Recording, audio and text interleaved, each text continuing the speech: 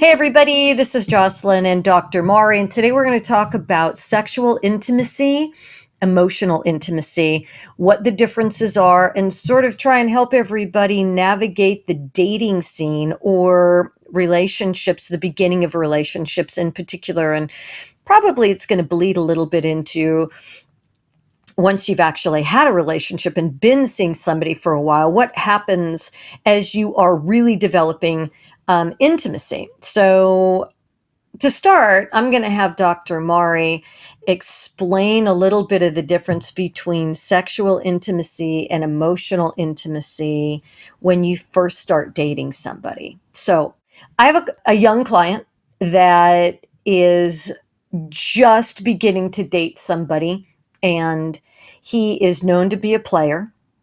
She's never had sex before, and she's been dating around and getting to know what she likes, and she's actually found somebody that she really likes. But here's the situation with him. He connects with her emotionally. When they're talking, he'll say to her, I totally know what you feel. I can relate to that. We have a lot of the same backgrounds.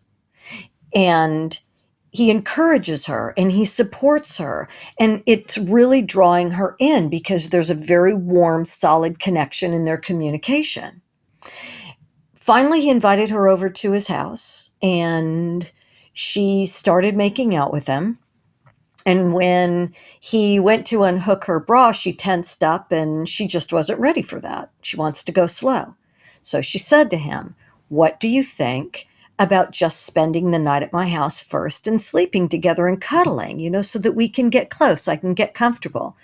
And he was really honest with her and he said, sorry, that's not my bag. I don't spend the night with anybody. And that told me that he had a definite line, that he was only willing to relate to her, get to know her, and there's a lot of seduction in that, and that he's willing to have sex with her and he's willing to be intimate with her in that way, but he isn't willing to spend the night. And so it's a very hard, cold line, but it said to me, I'm sorry, but after we have sex, I'm not gonna hold you. I'm not gonna be intimate with you. What happens in when we're first starting to date somebody and we really connect on a date with them, and I know we project our ideas about who they are and they're doing that with us, and we each have our own agendas, and everybody fills a void for everybody, and we think, oh my god, this is everything that I've ever wanted, and then we sleep with them and then it goes cold.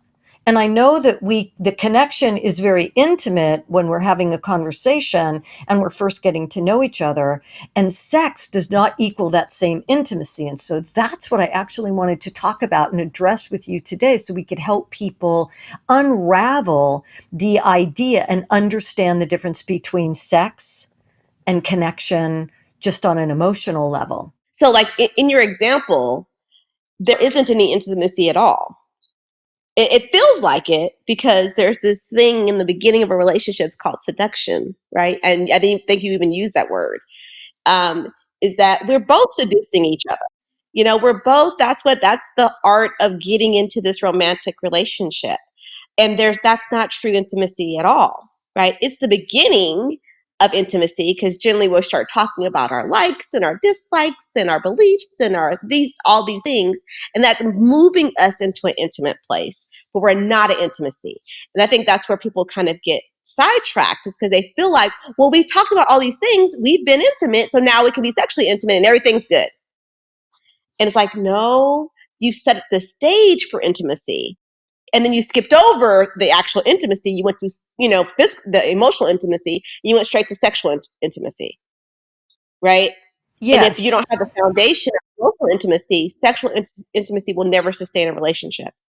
So when somebody is on a first date and they really like each other because they feel like they're really connecting, is there any sort of litmus test for, is this person really interested in me?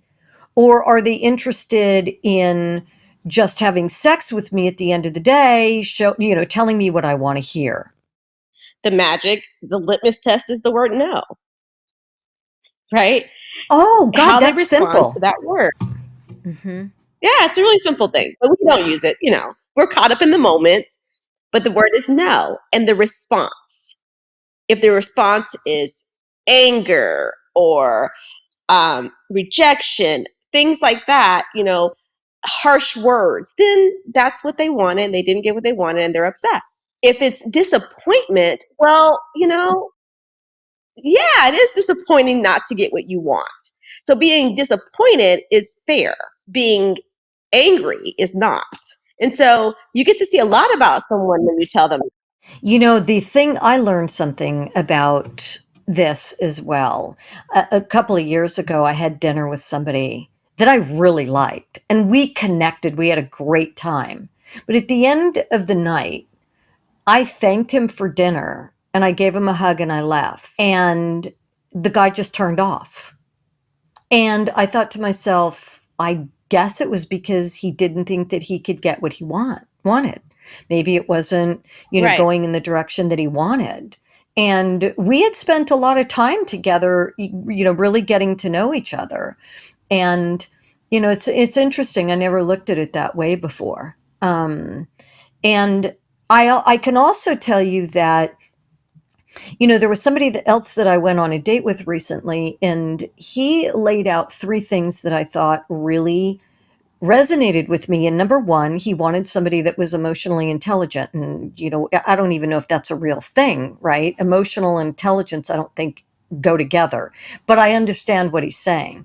And he wanted somebody to have fun with. And that's important, to enjoy the other person that we're with. But the third thing that he said was, I want somebody that I can develop intimacy with. And I thought that was emotionally intelligent because Right. that's really real.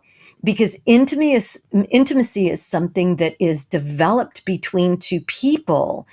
And when we're first dating somebody, we're usually connecting with them, wildly attracted to them. We've got pheromones and hormones and ideas and projections, and we can slam ourselves into a relationship with somebody very quickly and have sex with them, and it can be off the charts.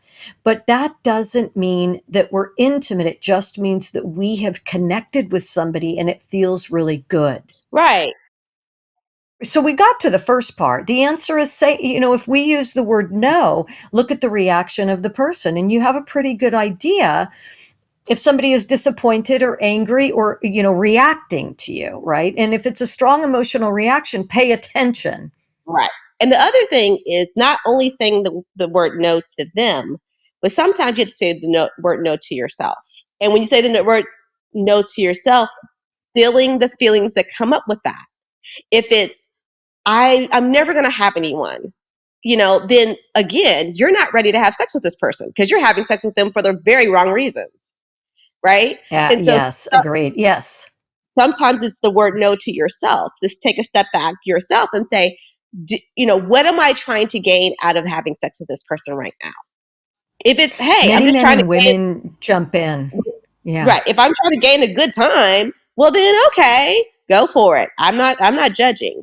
But if I'm saying I'm trying to gain more intimacy with this person that I didn't have before now, or I want to be his girlfriend, or I want to be her boyfriend, those type of things, then that's when we have to take a step back and tell ourselves no and Right, deal with because the if we jump feelings in and thinking, emotions. I need to do this right for the other person, Right. that's usually a time when you need to refrain and you need to Exactly. discipline yourself to say no. Discipline. Yeah, because That was the that's other word usually, that came up for me actually was discipline, is that we have to have a disciplined approach to dating or any relationship for that matter, Mhm.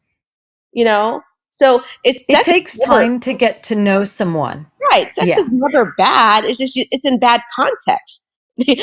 Sex is good. It's just used in Yeah. bad context. And that's when we get ourselves in trouble because that tells me that there is an emotional need that you're trying to get met through the activity of sex. And that's where we get in trouble. Right. And a lot of people that are having sex in that way are trying to meet an emotional need within themselves, and they use other Right. people to Exactly. gain that. Exactly. And so we have to be really careful, right? So we have to pay attention to ourselves and our own needs. And then it's also okay to discipline yourself and say no, and you learn something. And usually you walk away and you say, at least I didn't wind up with that heartbreak. I mean, you're going to be disappointed too if the Yeah. person gives you a reaction that is less than admirable. So here's the other scenario. So you start out and everything happens really quickly. You might even say, we waited 3 dates before we had sex. That's still pretty soon because you don't know somebody. Oh, but we've been talking every day for 6 weeks. You still don't know the person, right? You're in a relationship with them. It's 3 months later and it starts to go sideways. Everybody starts showing the dumpster fire that they brought to the table. And and sex usually is the thing that suffers because there's an emotional component that's happening with ideas about rejection or somebody not giving you something or you're not getting something and not giving something to them. And so that's why the sex part of the relationship usually suffers because mentally and emotionally, the people are shutting down. So sex is actually very related to emotion, I think, right? And what we're getting and what we're giving. Right. That's the way I see it. And I notice that when a relationship starts to have problems about 90 days in or 6 months in, it's usually because now we're starting to see the real person, right? It's all starting to wear off. And in a situation like that, this is where people really want some help. Like, wait a second, I really like them. I don't want to lose this. What I do, but we're not sleeping together. We're not having sex because he got really mad at me about this and I got really mad about this. And the next thing you know, we've lost the very essence of the relationship, which is communication. What you said was talking about really when they get to that 90-day, that time frame where they're really seeing each other and now the conflict happens, that is real intimacy. When I really see you and you Yeah. really see me, that is intimacy.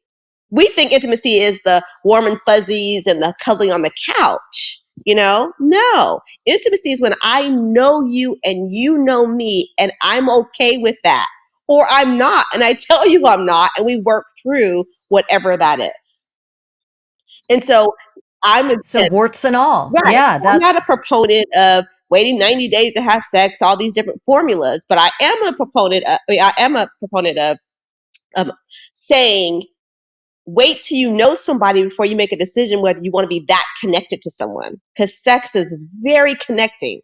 That's like the seal on the letter, and that's why it's so hard, especially for women, once it happens to disconnect from it because it's supposed to be a feeling well, of activity. it is because it actually, somebody else's energy is Right. mixing with your essence. Exactly. And that goes for a man too, Absolutely. right? Like when a man is vulnerable and he wants to be intimate with a woman and he loves a woman, they know that they're mixing their essences. It's just that there is a different drive for a man than there is for a woman. Absolutely. I think there are absolute differences in that. And so you and I were talking about this for the past few months. We were talking about meeting somebody where they're at, right? And matching somebody's energy and being able to mirror them when we're feeling like we're out of control or not getting what we need from somebody. And so to show up and allow that person to be and to listen to what they're saying and to really understand that person. And we talk a lot about this in our podcasts. Know yourself, know the other person. Because if you're just projecting what you want, you're never going to see the other person. That is not intimacy. That's being selfish and self absorbed. Right. When you're in a relationship, you are relating to another person. And when we stop asking for what we want in our need, and we listen and we pay attention and we let it flow, which is really hard because you have to be in a state of surrender, you really begin to understand the other person. And I mean, we've been talking about this now for like 6 months, you and me, as we have been developing something, right? And and I know that when I stop and I just take in a person, I can kick back and listen more. And this isn't just somebody that I'm dating, right? This is anybody that I'm actually spending time with, whether I'm having a consultation with somebody or you're doing a therapy session with someone, to really take in what the other person is saying. And what happens in relationships is we are looking at somebody to fulfill a need instead of recognizing that a relationship is something really sacred, I think, between two people. And it teaches you a lot about yourself. It mirrors you. And so intimacy is actually knowing yourself very intimately and allowing somebody to see that vulnerability, and vice versa. And it's scary. Very. It's easier to go, oh my God, we totally connected. I'm going to screw this person. And sorry, I don't mean to be crude, but I'm going to have sex with this person and it's going to be really awesome. And that's not intimacy. That's having sex with somebody. That's riding the wave of Yeah, emotion. the right wave of seduction. But it isn't. Right. Yes, yes, yes. And so, if you were to give advice on this subject about, so many people say, my God, I got really hurt. I got wrapped up in the emotion. I know I shouldn't have done it, but I did it. And now I'm sitting here, and sort of like the wave now spit me out on the beach and the surfboard hit me in the head. And here I am, and that person is nowhere to be found. What can you tell us to help somebody understand what to do with that energy so that they can pick themselves back up and they can continue on to find more of who they are and what they want? And you probably know me well enough by now that I would say that those are opportunities to understand self, right? So it's not about what the other person did, what they didn't do. It's not even about what the person who's hurting is experiencing. It's about, how did this happen? What did I get out of it? What can I learn about myself from it? So if I go and I start really analyzing, how did I get into this? What were my emotions? What was I feeling? Then I can understand how never to be here again. Okay, so let me back you up a second, okay? If somebody called me and said to me, here's where I am. Okay. He's gone. I haven't heard from him. And but you wouldn't believe the things that he said to me or she said to me. And I believed her. Yes. And I got into it and I trusted her and I dropped my guard and I gave this person my heart. And now I'm sitting on the beach and I got, hit in the head by a rock and the surfboard's broken in two. You're not listening to me. I'm Yes. hurting. And we have to begin with the pain. So, what do we tell them to do with the pain so that they can analyze it? The question is, what hurts? I know that sounds philosophical, but what hurts? Usually it's the idea. No, it's the idea. Most people had an idea. And what happened is the idea was dashed against the rocks, Sure. The right? idea of what? But so then you have to ask the question, what was your Yeah, exactly. idea? The Yes, idea of okay. what? What the idea of having someone in my life, the idea of finding the one magically without doing the work I need to do. What was the idea? The idea was that I had found the person that I thought I was really in love with and I thought was in love with me, right? So now they're sitting on the beach and you're saying, okay, so the truth is behind this is an idea. So then what? Once we get down to, okay, the idea was they were supposed to love Right. me. They said they loved So me then I and they're I would want to gone. know, what's the fear? If the idea is they're supposed to love me, right? It sounds like I have a fear that I'm not going to be loved. Does that make sense? So if I feel like, It if makes I a lot of fear I'm not going sense. to be loved, I'm going to do what it takes to make this relationship work right now.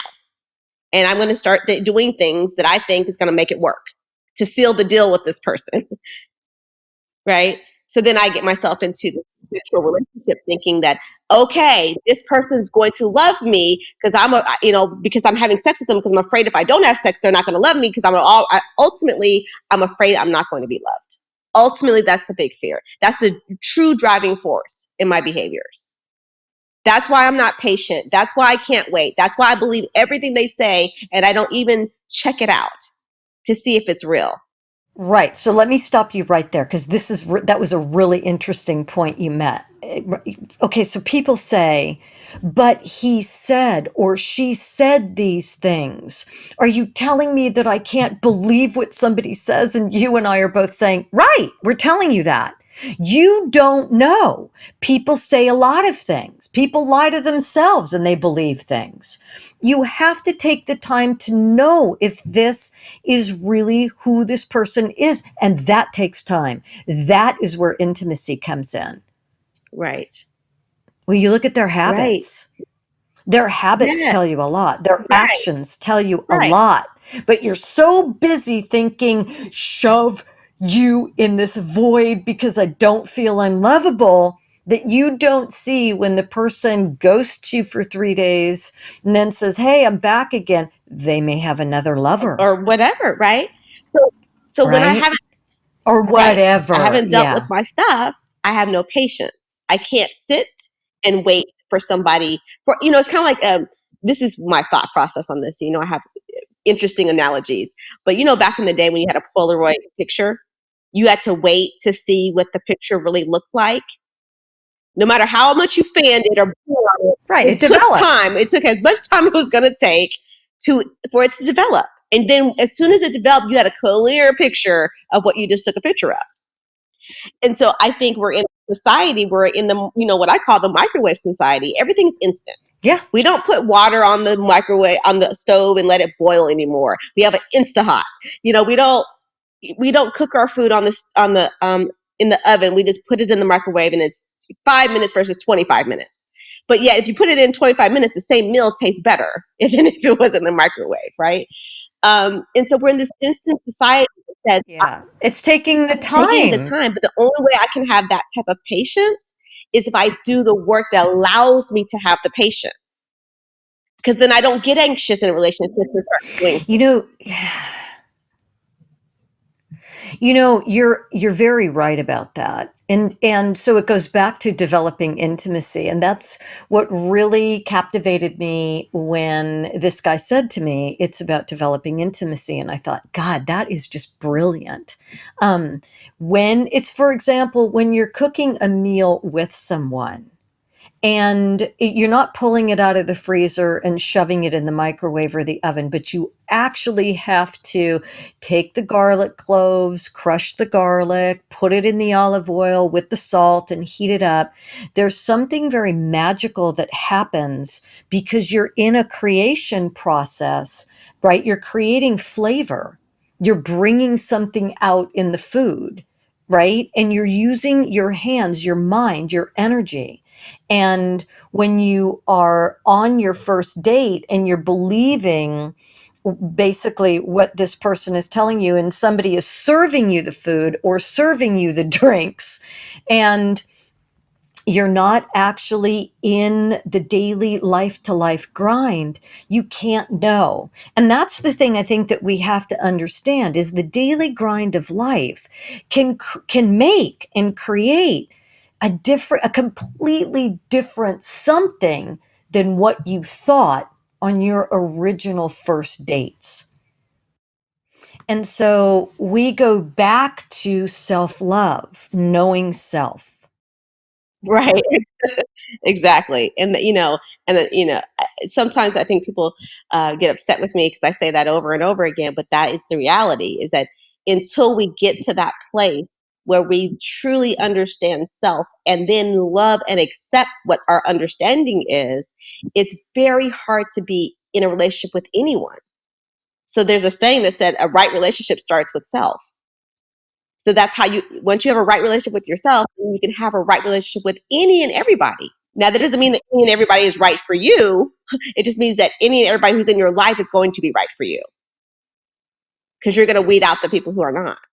Developing is really getting to know somebody Exactly. and always taking the time to self-reflect on your conversation and check in with yourself to see what your inner feelings are telling you, not what your fantasy wants. And then so that you know that it also gives you an idea of what you're attracting. It also shows you where you are. And when you take the time, I think, to get to know somebody, it's going to make you uncomfortable. You're going to see things that maybe you don't really like, but everybody has their warts, right? And it's just whose warts we can handle or how we can help each other get rid of our warts, whatever that, is. But it is about developing, and it's developing not only a relationship with someone, it's first developing a relationship with Right. ourselves. Because, this is, it's probably crass what I'm going to say, but if you don't want to spend time alone with you, why would you expect anybody else to want to do that? It's kind of like, if you can't be good company to yourself, how could you possibly be good company to someone else? And it sounds simple, Yeah. but that's the And real. that's how dating works. Right. Right. That's a lot of times dating is about filling a void, right? Right. That you can't fill for yourself. But true intimacy is about knowing who you are and showing up and listening to the other person and the other person listening to you. And when you hear what they say and they hear what you say, you can develop a thing called a relationship, and it would be emotionally intelligent then, Right. which sounds so clinical to me. I mean, when he said that, I was like, ugh, that's kind of clinical. But then once we actually began to have a conversation, we started to develop a rapport and listen to what the other wanted. Right.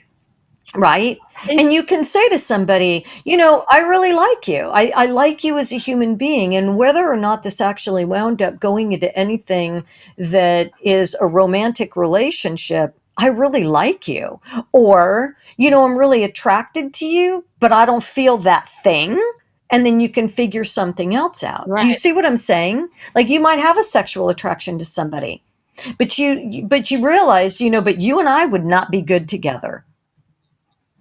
Right. You see, Exactly. that's actually being smart That's about actually being emotionally dating, intelligent. but Right. Yes. that Yes. is being emotionally intelligent. Yes. And so when we start dating, we are usually looking for the, oh my God, I am so attracted to that person, right? You wouldn't believe the way that this guy makes me feel. I can't stop thinking about him.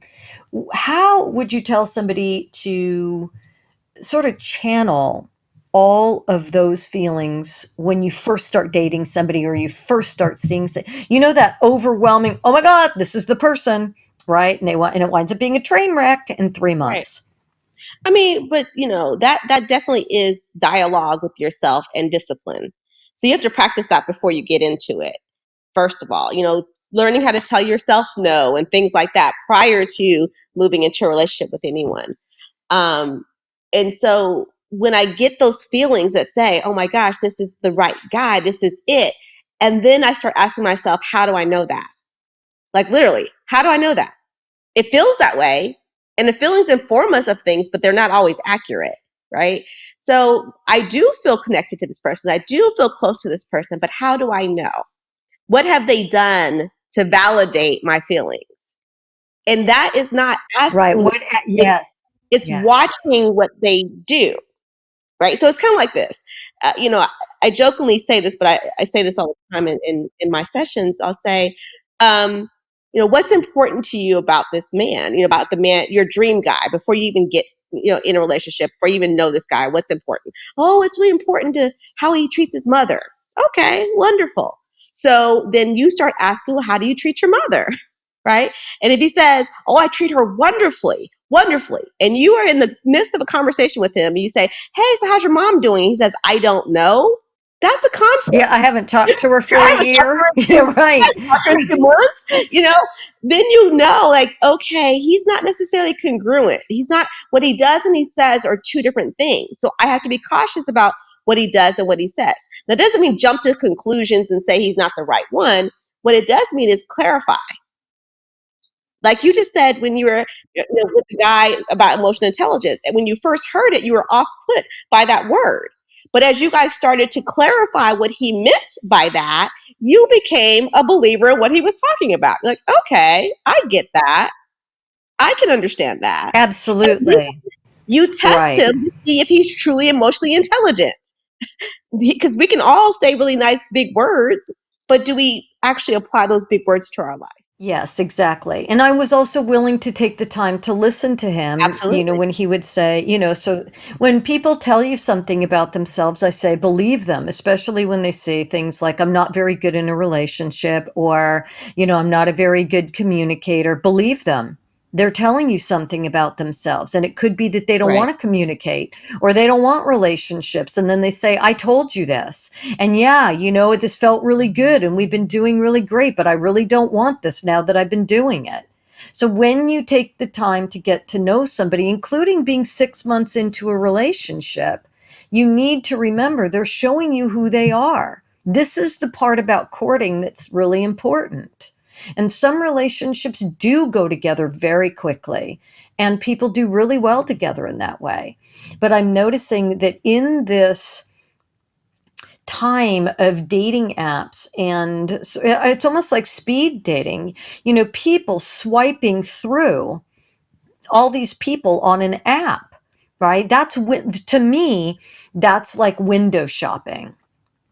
And a couple of my friends said, we want you to get on a dating app and see what it was like. And that's exactly what I thought. I thought, this is window shopping. You know nothing about these people. You're communicating through a text message or whatever it is. You can't hear their voice or the inflection in their voice. You can't get a feeling of what this person is actually like. So you create this idea in your head and you show up, and you're either projecting that idea still, hoping that they are that and not really seeing who they are, or you wind up being very disappointed. And that's what dating apathy is all Right. about. I have many clients who have dating apathy there, and you hear it too. They're tired of it. And it goes back to what you originally said. When you know who you are and what you need and what you want, you pull to yourself more of those things instead of saying, I don't know. That's okay too. Go check it all out. But just remember, things are not what they seem. It takes time to get to know people. And so, anyway, Exactly. That's the it reality. is. It takes time. Yeah, it really does.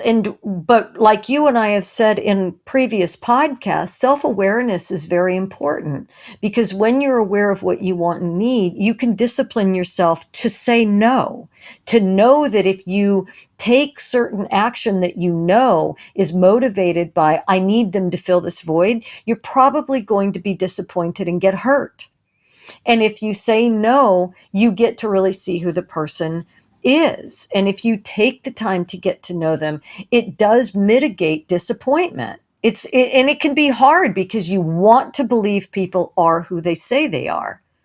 And I'll tell you, I have Right. found, even with myself, I've wanted to believe, even with friends, that they are who they say they are. And then they show you something else. It's just who people are. But when you know yourself and trust yourself, you can forgive and love them, and you can maintain a friendship with somebody. So I'm hoping that we were able to give people an idea of the difference between developing emotional intimacy, what intimacy is, and what sex is. And sex does not mean intimacy. And intimacy, I'll tell you, Right. intimacy is a very deep thing, because it's allowing yourself to be vulnerable. It's allowing somebody to hurt you, even after you've gotten to know them. But that swings both ways. It's the same for the other person too. And so I think it's very important when we're in relationships to remember, that when somebody shows us who they are and somebody is vulnerable with us, that we have to be gentle with them and we have to be gentle with ourselves. So there's no microwave relationships out there. There just aren't. Sometimes they end up working out, but that's not the norm. Right. I mean, relationships take time. They do. Lots of time. Lots of time. Yeah. And that's what Yeah. we Getting to, usually don't have patience for. Yeah. no, you're right. We don't have patience for it. But when we really know ourselves, it really helps to become self-aware, because you do attract to you more of what you want and need, instead of, just throwing it out there and saying, I don't know who I am, just fill this void because this is what society's told me love is like. And it's like, love isn't anything like that. Love begins within. So Right. Or I'll be who you want me to be until I can't be that anymore. And then when you find out I'm not really that, you disappear and I'm upset. And it's like, whoa, that was the setup in the beginning. that So let's just get really honest and real with ourselves, that we can be honest and real with other people. that's really profound. Yeah, people a lot of times show you what they think you want them to be, right? Or vice versa. And we wind up being really disappointed, especially when we show up and we say, I'm all those things. And then at the end of the day, you crash and burn because you can't hold that up. And so, first, we have to develop that within and be that. And then we actually can attract that person. So then the relationship doesn't crash and burn. So, emotional attachment is not emotional intimacy. Yeah. All right. Dr. Maury, give us one of your golden nuggets before we wrap it up today on emotional intimacy versus actually physical intimacy. If I can give one nugget of information, it would be to understand and learn what the word no means to self and how to say it to others. And then you'll understand how to have true emotional intimacy and not emotional attachment. And then what would you say that somebody could say yes to? So they say no is a form of self discipline. What would be the yes portion of this? The yes portion would be when I know self and I understand that I'm doing this as a extension of love for myself, not to fill a void or fill a hole. So it's saying yes to self, right? It's saying yes to And self. it's saying no to a potential pain that is driven by probably an emotional vacancy, right? And that's something that we have to really be Right. aware of. And women being really intuitive know that.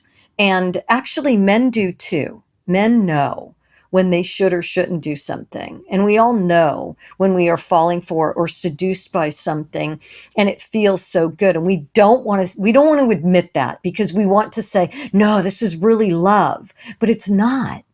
It's the seduction of the feeling of what you think is happening. So we have to remember that. And it kind of sucks because it sort of removes a little bit of the element of seduction, but it's a wake up call because it helps us to not feel the pain and the crash and burn when it doesn't work out. The interesting thing about that is that when you get to true intimacy and then you start adding sex, it is extraordinarily seductive Very. because you know this person. And so I think some of it is that we're afraid we're never going to get to the seduction part. So we put the seduction part in the beginning because we just say, oh, if I get to know this person, it's going to be boring. I'm like, you don't understand, the best sex in the world is sex with somebody you know every inch of their body, you know every inch of their Their being. mind, their essence. That's Yeah. true. Yeah. And now you're introducing their mind and their body and everything else along with that. So um, most of us haven't gotten to that place because we haven't done it that way. So we have no idea that this amount of seduction actually exists on the other side. Because you're in a place where you know self and they know you and they know themselves and you know that. And so when you come together, it is the actual blending of the two essences where it is so deep and it is so connected that nothing breaks that bond. And it can take years for that to develop, and we have to have the patience for that too. You've experienced that. I know I've experienced it. Right. But it is some of the best relationship that you will ever have in your life. and nothing can ever take that from Right. you. It actually makes you even more grounded when you've had that experience, because you know you can have it. You know what it takes to have it. And you don't need to jump and get involved with somebody too quickly and have it crash and burn, right? Nobody wants to end up broken and shattered. We want to keep ourselves together emotionally And on because the we and on respect the other side ourselves. of, I'm sorry, exactly. And on the other side of it, when you have, again, I'm not saying sex the right way in any kind of spiritual sense, but just in the way, the behavior that happens if we do it too soon, and we have these other needs that we're trying to get met, is that there's no shame, there's no guilt, there's no negative emotion after the sexual activity. When we have sex too soon, there's almost always negative emotions to go with that. Hmm.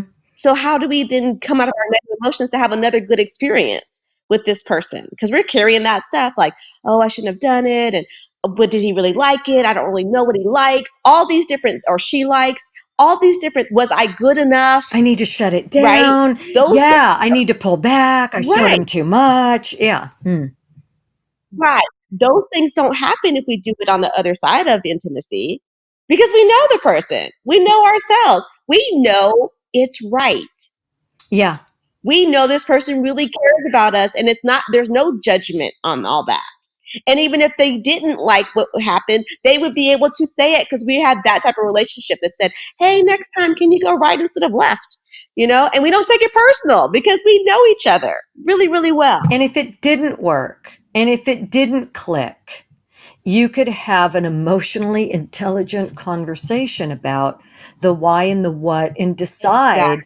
if you should or shouldn't be together, right? And you see what I'm saying? And so it really is about caring deeply about somebody and loving somebody enough to say, I care about you, I love you, and I want to help you through this, right? Even if it doesn't work, those are emotionally intelligent relationships. So I was really grateful that I went on a date with this guy, right? I mean, he gave me so much information, and I'm glad that there are people out there like that understand it. So it was a very positive experience. So, I anonymously I say thank you to him, but and thank you for this podcast. I think it was a really great podcast. And if anybody would like to have a consultation with Dr. Mari or I, please go to my website at www.JocelynLive.com. And thank you for joining us today. All participants of the Jocelyn Live podcast have been thoroughly vetted and agree to discuss personal information on this podcast. Each participant is offered a referral to therapy if needed. No information given should be considered medical or mental treatment or advice. Thank you all for joining us. If you're interested in joining our podcast or you would like to participate in a podcast, please email info@JocelynLive.com.